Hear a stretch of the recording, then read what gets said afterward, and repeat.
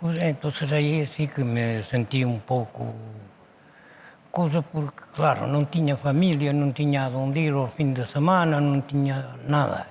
Entonces ali, pois, había 8.000 e pico kilómetros, eu non podía ir todos os días a ver a este, nin a aquilo, nin a outro, non. Entonces, Tuvo que ser duro eso, Abilio? é moi duro, non ter a nadie da familia, nin da nada, é moi duro verse nunha situación desas. Pero eu, por non le faltar o respeto a mi padre ni a mi madre, pois, la fun a ser. Vale, e pideunos Abilio, e así o vamos a respetar, que non quería entrar moito nese momento de sufrimento na guerra de Angola. Imagínense, para un rapaz de 20, 21 anos daquela... De 20 anos. De 20 anos, a toparse naquela situación. Imos respetalo, desde logo, e imos falar dunha cousa boa que si che pasou en aquel momento, que eran os aerogramas. Que era eso, Abilio, para a xente que non o sepa? Eran sobres que viñan como se fora un sobre dunha carta.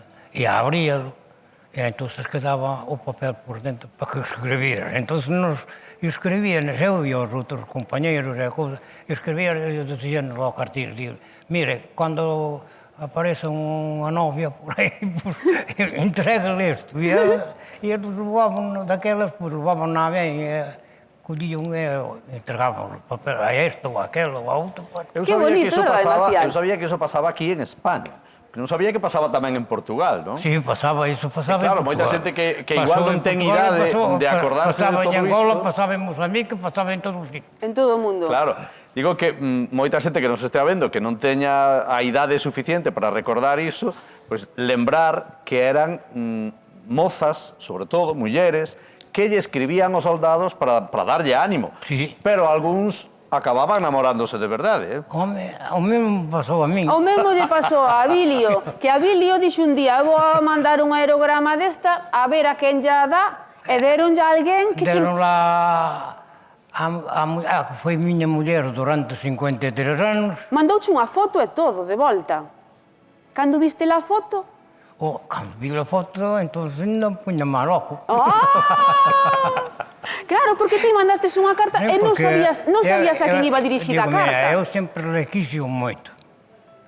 E cando era, pois, que era da miña... Bueno, da miña terra non, que era da terra do meu pai, dixe, bueno, pois aquí já non hai que faerlo, hai que seguir para diante. E como vos coñeceste? Conocémonos despois cando acabei a mili. Ela acabou a mili e foi a por ela. Foi a por ela a Portugal. Cando acabei a mili foi por ela.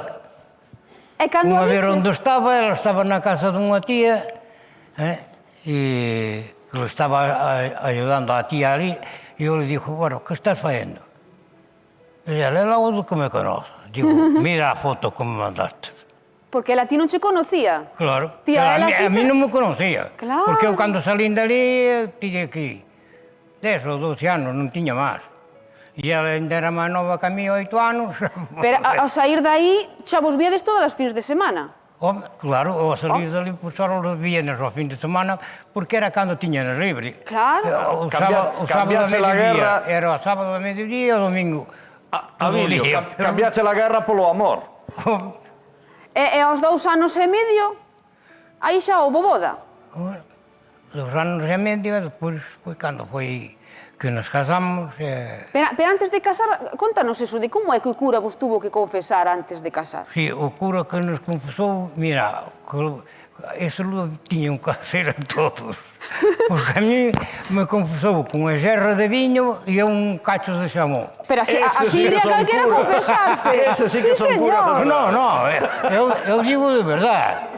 Ojalá lo fixeran a todos. Porque cando cheguei ao final de estar falando con ele, digo, e logo non me vai confesar.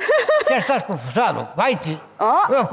Así vas todos os domingos a confesarte? Non, nin a mí, nin a ella, non nos confesou ningún. Invitou-vos a xamón e a viño e punto. Dixe, bueno, mañá vide a misa das 12 que xa vos caso. E xa foi. Mira, Abilio, pero o primeiro ano que estuvestedes casados, non vivistedes xuntos. Bueno, non vivimos xuntos unha temporada. E depois foi cando viñeu das minas desde Garona, que vim para aquí, e aquí, pues, me dixe a mujer, me dijo, oye, que vas? quedar aquí ou vas ir outra vez? Digo, no, me vou quedar aquí agora. Claro. E despois xa veremos. Entón, como me pasou a faltar o traballo aquí, unha cousa e a outra, dixo, mira, eu me vou a traballar a Portugal outra vez. Claro. E ela dixo, bueno, pois, lévame contigo e tal. Digo, bueno, pois, vente comigo. Claro. Que lhe iba a decir? Escoita, tú vestes 4 fillos e chegou o momento que decidistes ir por unha vida mellor e emigrastes a Suiza. Os fillos quedaron aquí. Bueno, os fillos quedaron aquí e quedou ella tamén, pero Bueno, como... eu non me olvidaba dele. É que iba a decirche, non tes que dar excusa ninguna porque era o que facían moitos pais antes. Iban en busca dunha vida mellor para os seus fillos e crían que... Así fun eu. Claro, claro. Mira, estamos vendo unha foto túa aí, se supoño que serían os teus fillos. Tes un neno no colo nunha foto que estamos vendo, coa túa muller. Que bonitos recordos, Abilio? Mira, tomamos respiro, non pasa nada, vale? Que son momentos difíciles. Cando volvestes a Galicia despois de 2 anos estando vivindo en Suiza. Acórdaste por que foi? Acórdame que algo pasou, sí, pero... Tuvestes un accidente traballando en Suiza. Tive un accidente que pouco máis rompo esta perna. Claro. Como todo.